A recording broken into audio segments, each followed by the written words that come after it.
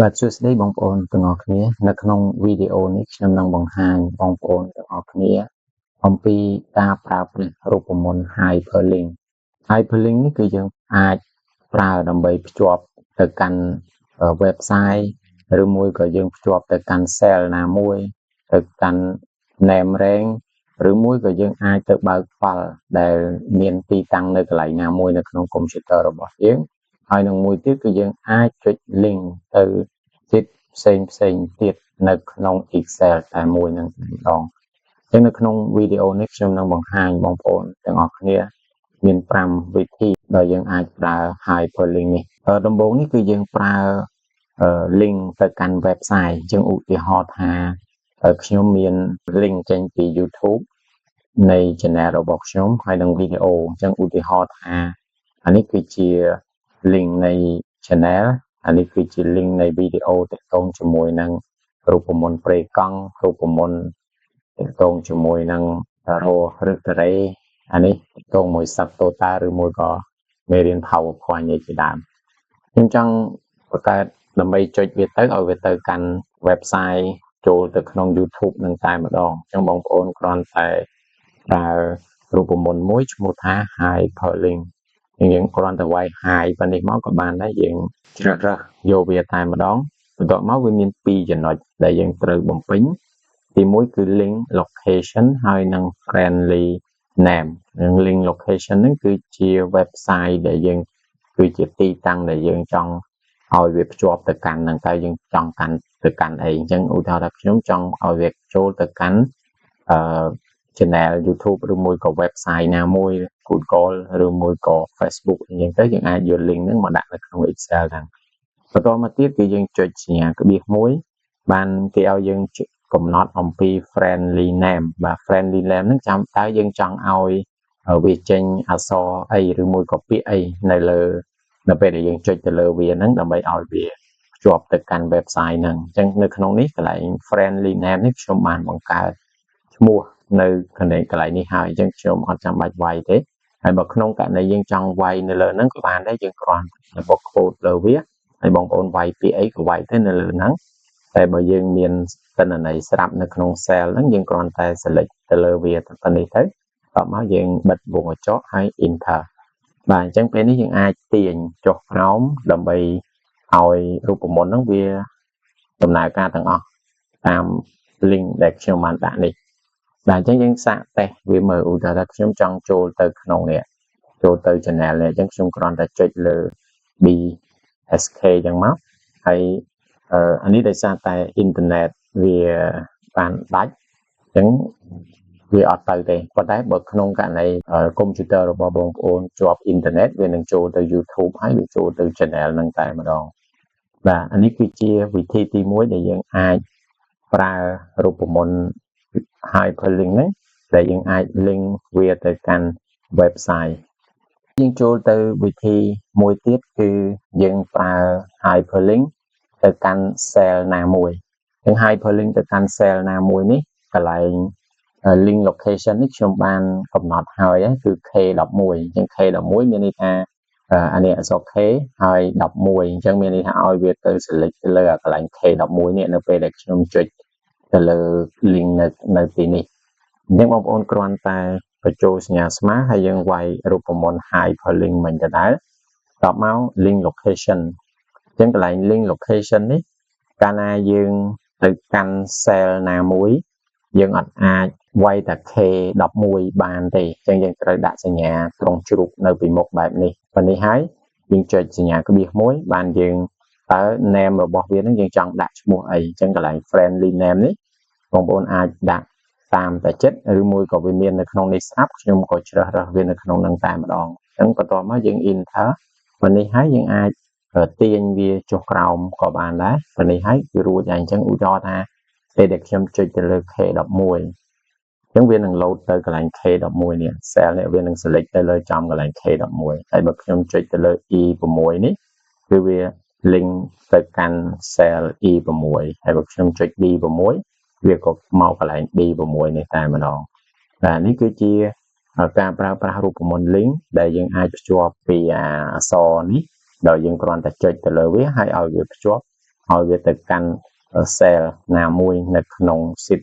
ដដែលនឹងតែម្ដងឬមួយក៏ zip ផ្សេងក៏បានដូចគ្នាបាទឥឡូវនេះយើងចូលទៅទី3គឺការប្រើប្រាស់ link ទៅកាន់ name range ជាធម្មតាដើម្បីបង្កើត name range យើងអាច select ខ្ញុំ select ទិន្នន័យនេះចាប់ពីលេខរៀងទី1រហូតទៅដល់លេខរៀងទី5នេះអញ្ចឹងខ្ញុំដាក់ឈ្មោះឲ្យវាខ្ញុំ select នៅកន្លែង game កន្លែង B3 នេះមកហើយឧទាហរណ៍ថាខ្ញុំដាក់ឈ្មោះថា name ហើយនេះឲ្យខ្ញុំ enter បាទអញ្ចឹងមានន័យថា name range នៅក្នុងចំណុចនេះគឺវាមានឈ្មោះថា name អញ្ចឹងមកហើយដល់ពេលខ្ញុំ select ទាំងប្រមាណនេះមកខ្ញុំបានដាក់ហើយគឺខ្ញុំដាក់ឈ្មោះថា web តែនេះយើងចំណាំវា web នេះមកអាហ្នឹងគឺ name range របស់វាអញ្ចឹងយើងអាចប្រើរូបមន្តរបស់យើងបានដោយយើងគ្រាន់តែបញ្ចូលសញ្ញាស្មើហើយយើងវាយពាក្យ hyperlink បើកវងកញ្ចក់កន្លែង link location បាទ link location នេះគឺយើងត្រូវវាយដាក់សញ្ញា double quote បន្ទាប់មកបងប្អូនត្រូវប្រើសញ្ញាត្រង់ជ្រូកបាទត្រង់ជ្រូកហើយបានយើងដាក់ពាក្យថា name មិញព្រោះមិញយើងបានបង្កើតមិញឈ្មោះ name range របស់វាគឺឈ្មោះថា name ហ្នឹងហើយបន្ទាប់មកគឺយើងបិទសញ្ញា quote ហ្នឹងហើយយើងវាសមួយហើយកន្លែង friendly name តើ friendly name ហ្នឹងយើងចង់ដាក់ឈ្មោះអីអញ្ចឹងឧទាហរណ៍ថាខ្ញុំដាក់កន្លែងឈ្មោះនេះចោះអញ្ចឹងខ្ញុំ select ទៅលើឈ្មោះកន្លែង name នេះបន្ទាប់មកយើងវងកញ្ចក់ហើយយើង enter អញ្ចឹងនៅពេលដែលខ្ញុំ select លើវានេះបងប្អូនឃើញវា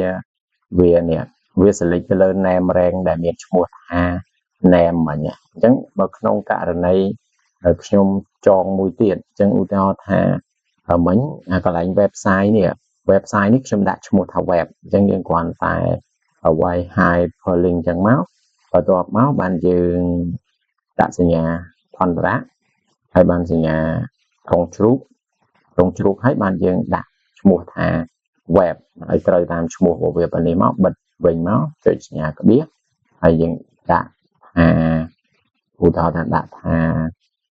click me ដែលខ្ញុំដាក់បើកសញ្ញាអន្តរៈមួយទៀតព្រោះយើងបញ្ចូលវាជាអក្សរអញ្ចឹងខ្ញុំដាក់ថា click me ចុចលើខ្ញុំអីចឹងទៅបន្តមកយើងវងកញ្ចក់ enter បាទអញ្ចឹងវាចេញមកគឺ click me នេះអញ្ចឹងយើងចុចលើវាទៅឃើញវា select ទៅលើអា name range ដែលជា web ហ្នឹងហើយបើខ្ញុំចុចទៅលើកន្លែងខាងលើនេះគឺវានឹង select ទៅលើកន្លែង name នេះតែម្ដងបាទព្រោះយើងប្រើរូបមន្ត hyperlink ហ្នឹងដើម្បីភ្ជាប់វាទៅកាន់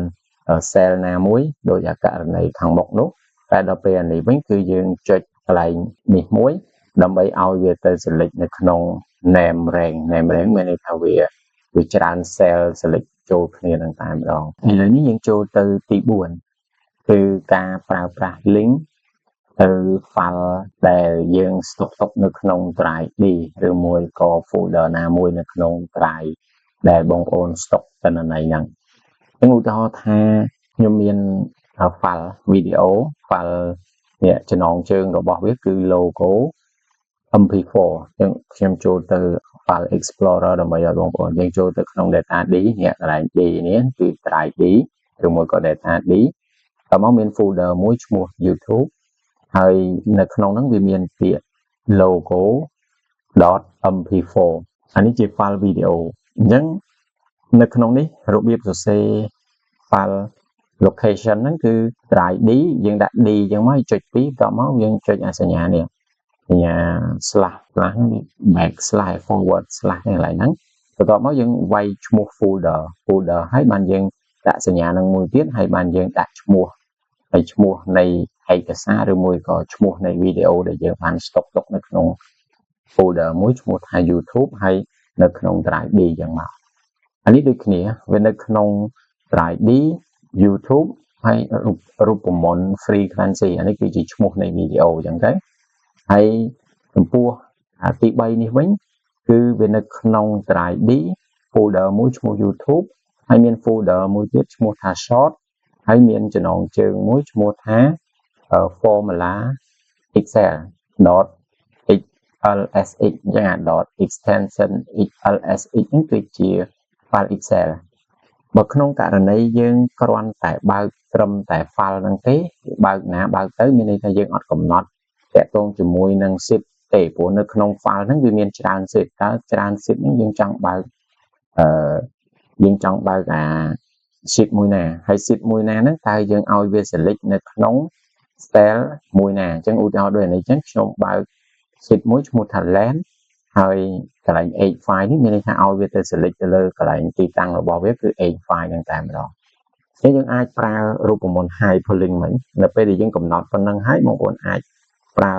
រូបមន្ត hyperlink ហ្នឹងហើយដើម្បីឲ្យវាពេលដែលយើងចុចទៅឲ្យវាទៅដល់ file ហ្នឹងតែម្ដងដោយយើងមិនបាច់ចាំចូលទៅក្នុង Explorer ហ្នឹងទេ Windows Explorer ហ្នឹងទេចាអញ្ចឹង file location ហ្នឹងយើង select លើវាតែម្ដងតមកយើងចុចក្បៀសមួយកន្លែង friendly name ខ្ញុំយក name នេះតែម្ដងទៅបន្ទាប់មកយើង enter ទៅប៉ុណ្នេះទេហើយយើងអាចអូសវាចុះក្រោមឬមួយក៏ select ប៉ុណ្នេះហើយចុច Control D ដើម្បីឲ្យវាផាសចុះមកខាងក្រោមទាំងអស់ហ្នឹងមកអញ្ចឹងនៅពេលដែលខ្ញុំបើក logo វាលោតសារមួយសួរសិនអញ្ចឹងយើងចុច OK ទៅវានឹងចេញ file video ដែលយើងកំពុងតែបានដាក់វានៅក្នុង drive D ហើយ folder ឈ្មោះ YouTube ហ្នឹងមកតែអញ្ចឹងខ្ញុំបិទវាវិញហើយឧទាហរណ៍ថាបើយើងចង់មើលវីដេអូមួយទៀតយើងក៏ចុចទៅលើវាទៅឥឡូវឧទាហរណ៍ថាមិញនេះខ្ញុំបើក file Excel មួយឈ្មោះថា formula Excel អញ្ចឹងមកហើយនៅក្នុងបើកមកឲ្យវាចេញនៅក្នុង sheet មួយឈ្មោះថា len ហើយ edge file អញ្ចឹងខ្ញុំចុចលើវាមក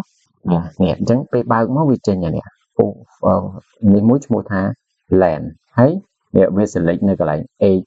file នេះ edge លេខ5នេះអញ្ចឹងបើក្នុងករណីយើងចង់ធ្វើការផ្លាស់ប្ដូរឧទាហរណ៍ថាឥឡូវខ្ញុំអត់ចង់បើកអា sheet មួយឈ្មោះថា len នេះខ្ញុំចង់ sheet មួយឈ្មោះថា file ដែលខ្ញុំធ្វើតាមរូបមន្ត file ហើយកន្លែងនេះ edge file អញ្ចឹង edge file ឧទាហរណ៍ថាខ្ញុំដូរទៅ k7 បាទប៉ុណ្ណេះចាស់បាទអញ្ចឹងយើងចុច file ម្ដងទៀតយើងឃើញហើយវាចូលនេះចូល sheet មួយឈ្មោះថា file ហើយវា select ទៅលើ k លេខ7នេះ k លេខ7ទៅហើយអញ្ចឹងកន្លែងនេះគឺយើងអាចធ្វើការផ្លាស់ប្ដូរទីតាំងតាមតែបងប្អូនចង់បានប៉ុន្តែយើងចំណាំថាពេលដែលរើស file Excel ហ្នឹងហើយយើងត្រូវដាក់សញ្ញាត្រង់ជ្រូកមួយបន្ទាប់មកយើងដាក់ឈ្មោះ sheet របស់វាតើ sheet នឹងឈ្មោះអីហើយបន្ទាប់មកទៀតគឺកុំភ្លេចសញ្ញាឧទានដើម្បីបន្តទៅ cell ណាមួយដែលយើងចង់ select យើងចង់ select ឲ្យវា select នៅក្នុងcell ពី cell A ឬមួយ cell B ហើយលេខ row ហ្នឹងតើយើងឲ្យវាទៅ select នៅក្នុង row ទីប្រមាណអីជាដើមចឹងទៅបាទអានេះគឺជាការប្រើប្រាស់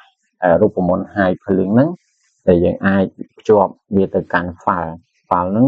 មិនថាវីដេអូឬមួយក៏ file ហ្នឹងជា Word ឬមួយក៏ជារូបភាពអីទេគឺយើងអាចភ្ជាប់ហើយយើងអាច link វាទៅបើកបានដូចគ្នាទេបាទឥឡូវនេះគឺយើងទៅចំណុចចុងក្រោយគឺ link ទៅកាន់ multiple sheet យើងភ្ជាប់វាទៅកាន់ sheet ផ្សេងគ្នាអញ្ចឹងទៅកាន់ sheet ផ្សេងគ្នានេះ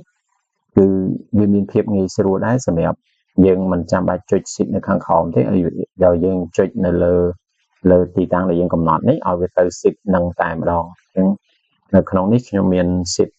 link to web បាទនេះ sheet link to web ហើយអានេះវិញ link to cell ហើយនេះវិញ name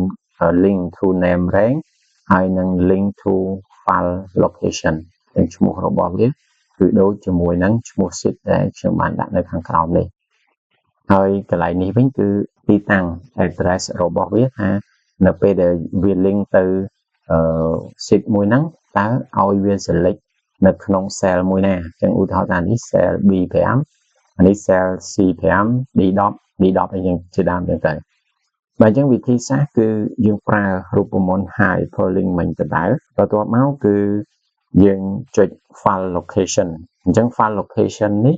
បើយើង select ទៅលើកន្លែង name នេះតែម្ដងគឺអត់បានទេដោយសារតែកាលណាយើងទៅកាន់ sheet ដូចដែលខ្ញុំបង្ហាញបងប្អូនមិញនេះគឺវាទាមទារឲ្យយើងដាក់សញ្ញាត្រង់ជ្រូកអញ្ចឹងសញ្ញាត្រង់ជ្រូកវាជាសញ្ញាយើងត្រូវដាក់វានៅក្នុងសញ្ញាផន្ធរៈ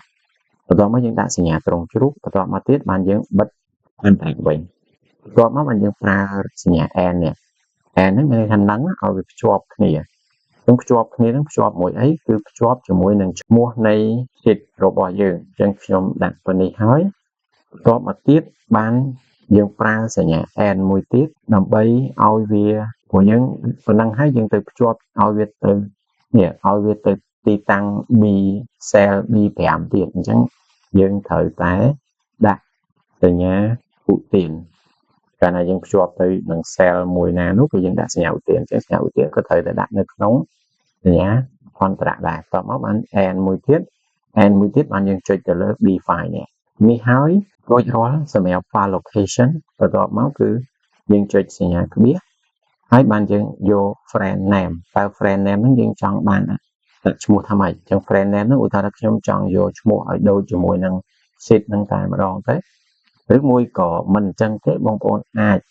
វាយខ្លួនឯងក៏បានដែរដាក់ថា go to ថា go to ឲ្យខ្ញុំដក clear បន្តិចមកបាទខ្ញុំដាក់សញ្ញាផនត្រាចេញមកហើយបានខ្ញុំដាក់សញ្ញា n ហើយបានខ្ញុំទៅដាក់ឈ្មោះនេះមានន័យថាឲ្យវាទៅកាន់ link to web អីចឹងមកយើងបិទវងកញ្ចក់ enter បាទអញ្ចឹងពេលនេះយើងចេញហើយអញ្ចឹងបងប្អូនសាខ្ញុំ click លើវានឹង link ទៅកាន់នេះកាន់ sheet មួយឈ្មោះថា link to web ហ្នឹងតែម្ដងហើយវា select ទៅលើ B file នេះ B file ព្រោះយ៉ាងមិញយើងកំណត់ហើយថា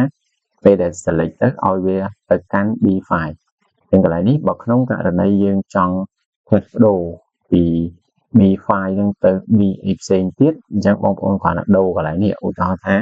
ខ្ញុំដាក់ថា H6 ឧទាហរណ៍ដូរកន្លែងហ្នឹងអញ្ចឹងយើង select ទៅលើវាទៅ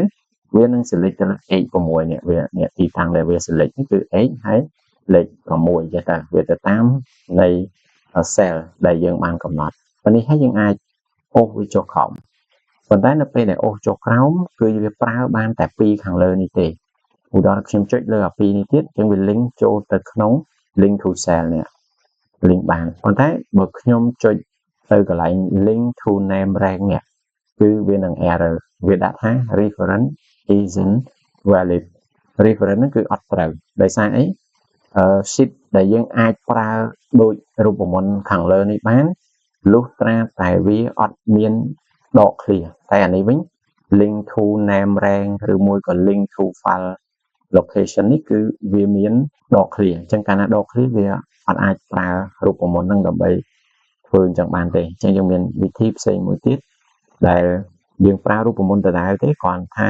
អ្វីដែលយើងត្រូវបញ្ចូលនោះវាយ៉ាងច្រើនហើយនឹងស្មុគស្មាញជាងមុនបន្តិចវាcònខុសកលឹះបន្តិចទេអញ្ចឹងជាធម្មតានៅពេលដែលយើងកំណត់បែបហ្នឹងគឺវាត្រូវការត្រង់ជ្រូកអញ្ចឹងយើងដាក់សញ្ញាផន្តរៈហើយយើងដាក់ត្រង់ជ្រូកបន្ទាប់ពីត្រង់ជ្រូកហើយគឺដាក់ឈ្មោះរបស់ sheet ប៉ុន្តែឈ្មោះរបស់ sheet កាលណាដក clear យើងត្រូវតែមានសញ្ញានេះសញ្ញាមួយណាសញ្ញាបន្ទាប់មកបានយើងវាយ link to name rank ប៉ុណ្នេះហើយគឺបងប្អូនសញ្ញាមួយវិញទៀតដើម្បីបិទវាដើម្បីបញ្ជាក់ថាវាមានសញ្ញាដក clear នៅក្នុងហ្នឹងហើយបន្ទាប់មកទៀតបានយើងចុចសញ្ញាឧទានបន្ទាប់ពីឧទានហើយបានយើងទៅ select ទៅលើ B10 ឬមួយក៏បងប្អូនអាចវាយ B10 យកតែម្ដងក៏បានហើយយើងបិទសញ្ញាអភន្តរៈហើយចុចក្បៀសមួយអានឹងបានចូលទៅដល់ friendly name អញ្ចឹង friendly name ខ្ញុំយកឈ្មោះនៃ sheet នឹងតែម្ដងប៉ុណ្នេះហើយយើងបិទវងកញ្ចក់ enter ហើយយើងអាចចុចទៅលើវាដើម្បីឲ្យវាទៅកាន់ sheet មួយឈ្មោះថា link to name rank នឹងតែម្ដងដែលវាមានដក clear អញ្ចឹងកន្លែងនេះចំណុចដែលពិសេសកាលណាវាមានដក clear បងប្អូនគ្រាន់តែបន្ថែមសញ្ញាមួយនៅខាងដើមនៃ sheet ហើយនឹងនៅខាងចុងនៃ sheet នឹងតែម្ដងបាទដល់ពេលខាងក្រោមនេះវិញបើយើងចង់បញ្ចូលឈ្មោះដោយបងប្អូនវាយឈ្មោះវាក៏បានឬមួយក៏បើយើងមិនចង់ចឹងទេយើងអាចប្រើរូបមន្តយើងកន្លែងនេះយើងអាចប្រើជាលក្ខណៈឈ្មោះនៅកន្លែងនេះវិញទៅប៉ុន្តែយើងត្រូវភ្ជាប់ជាមួយនឹងសញ្ញាដើម្បីឲ្យវា ទាញរូបមន្តពីរនេះបញ្ចូលគ្នាមកដោយយើងមិនបាច់ចងច្រើនដងបើយើងចងបែបនេះមានន័យថាយើងចងបានតែនេះមួយទេប៉ុន្តែនៅពេលដែលយើងចង់ចងអាផ្សេងឬមួយក៏ចង់អូសទិន្នន័យចុះក្រោមគឺអត់បានទេអញ្ចឹងវិធីបើសិនជាយើងចង់ឲ្យវាអូសបានអញ្ចឹងវិធីមួយទៀតដែលយើងល្អជាងខាងលើបន្តិចគឺយើងប្រើរូបមន្ត hyperlink ហើយបន្ទាប់មកគឺយើងចុចកន្លែង file location អញ្ចឹង file location កន្លែងនេះគឺយើងត្រូវតែដាក់មុនគេនោះគឺត្រង់ជ្រូកអញ្ចឹងបងប្អូនដាក់ត្រង់ជ្រូកបន្ទាប់មកទៀតគឺយើងបិទអាហ្នឹងមួយអញ្ចឹងមានន័យថាពេលនេះយើងបានត្រង់ជ្រូកមួយបន្ទាប់ពីត្រង់ជ្រូកហើយយើងត្រូវការបន្តទៀតព្រោះអីឈ្មោះនៃទៀតនេះវាមានដក clear អញ្ចឹងដើម្បីបានបន្តគឺយើងត្រូវប្រើសញ្ញា n ដើម្បីភ្ជាប់ជាមួយបន្តអញ្ចឹងភ្ជាប់ជាមួយបន្តគឺយើងត្រូវតែ double quote លើវាពីរដងចេះមកហើយនៅកណ្ដាលវានេះគឺដាក់សញ្ញាបន្តមួយអញ្ចឹងបើយើងមើលទៅវាឡើងសញ្ញាបន្តនេះវាឡើង5មកព្រោះនេះពីរសងខាងហើយនឹងអាមួយកណ្ដាលបន្ទាប់ពីនេះហើយគឺយើងចុចលើសញ្ញា n ដើម្បីភ្ជាប់ជាមួយអីគឺភ្ជាប់ជាមួយនឹងនេះ file ឈ្មោះរបស់យើងនេះគឺ link to file location យ៉ាងមកពេលនេះហើយគឺយើងចុចសញ្ញា n មួយទៀតដើម្បីដាក់បិទអាសញ្ញាបន្តហ្នឹងពីមុខវាវិញអញ្ចឹងយើងត្រូវ double quote ពេលនេះមកតមកនៅក្នុងកណ្ដាលវាហ្នឹងគឺយើងចុចបន្តបាទចុចបន្តមួយកុំភ្លេចចុចដក clear ផងដើម្បីឲ្យវាចេញឬក៏វាចេញឲ្យតែហ្នឹងបន្ទាប់ពីហ្នឹងហើយគឺយើងជាប់មួយទៀតគឺភ្ជាប់ជាមួយនឹងសញ្ញាឧទានអញ្ចឹងសញ្ញាឧទានក៏ជាសញ្ញាដែរអញ្ចឹងយើងដាក់វានៅក្នុងសញ្ញាអភន្តរៈពេលនេះហើយពេលដែលបានឧទានហើយគឺវាបញ្ជាក់ថាយើងនឹងភ្ជាប់តទៅ cell អញ្ចឹងនេះហើយគឺយើងភ្ជាប់ជាមួយនឹងរបស់យើងដែលយើងចង់ឲ្យវាទៅ select នៅក្នុង D10 អញ្ចឹងខ្ញុំដាក់សញ្ញា n មួយទៀតបន្ទាប់មកយើងចុច D10 បន្ទាប់ D10 ហើយវាចប់រឿងរបស់វាហើយយើងចុចក្បៀសមួយដើម្បីចូលទៅ name rank ហើយ name rank នេះគឺជាឈ្មោះអញ្ចឹងឈ្មោះហ្នឹងយើងអាចយើងអាចអក្សរឧទាហរណ៍ថាខ្ញុំដាក់ថា go to តបមកខ្ញុំចុចសញ្ញាអភន្តរៈដក clear នៅកន្លែងនេះមួយហើយទៅដកមកខ្ញុំចុច n ហើយមកខ្ញុំចុចលើឈ្មោះនេះបាទពេលនេះហើយយើងនឹងចុច enter បាទពេលនេះយើងបាន go to link to file location ហ្នឹងវាចេញឈ្មោះដូចអានេះហើយអញ្ចឹងខ្ញុំសាកតេស្តវាពេលដែលខ្ញុំចុចហើយវាពិតជាទៅកាន់ sheet ហ្នឹងហើយវាចូលទៅ select នៅក្នុង D document បាទអញ្ចឹងខ្ញុំចុចទៅវាទៅនេះ link to file location sheet ហ្នឹងហើយបន្ទាប់មកវាចូលទៅក្នុង D លេខ10នេះតែម្ដងបាទអញ្ចឹងអានេះគឺជាប្រយោជន៍នៃការប្រើប្រាស់រូបមន្ត link hyperlink នេះយើងអាចភ្ជាប់ទៅកាន់ cell យើងអាចភ្ជាប់ទៅកាន់ name rank យើងអាចភ្ជាប់ទៅកាន់ file location ឬមួយក៏ទៅកាន់ sheet ជាច្រើនដែលយើងចងនៅក្នុង sheet ណាមួយហើយយើងភ្ជាប់វាទៅកាន់ sheet ដទៃទៀតក៏ដូចជាយើងអាចភ្ជាប់វាទៅកាន់ website អីជាដើមនៅក្នុងវីដេអូនេះរៀងវែងបន្តិចដែលខ្ញុំរកឧទាហរណ៍រកវិធីដែលយើងអាចភ្ជាប់វាតែអញ្ចឹងយើងអាចប្រើរូបមន្តហ្នឹងជំនួសពីការប្រើប្រាស់នេះជាធម្មតានៅក្នុងយើងចុចទៅក្នុង insert ក៏យើងឃើញមានពាក្យថា link នេះដែរបាទអញ្ចឹងនៅពេលហ្នឹងយើងអាច link វាទៅកាន់ website ឬមួយក៏ place in this document អីដោយមិនបាច់ប្រើរូបមន្តទេយើងអាចប្រើនៅក្នុងកន្លែងនេះក៏បានដូចគ្នាបាទអរគុណច្រើនបងប្អូនទាំងអស់គ្នាសម្រាប់ការតាមដានទស្សនាពីដើមរហូតដល់ចប់ជួបគ្នាវីដេអូក្រោយបន្តទៀត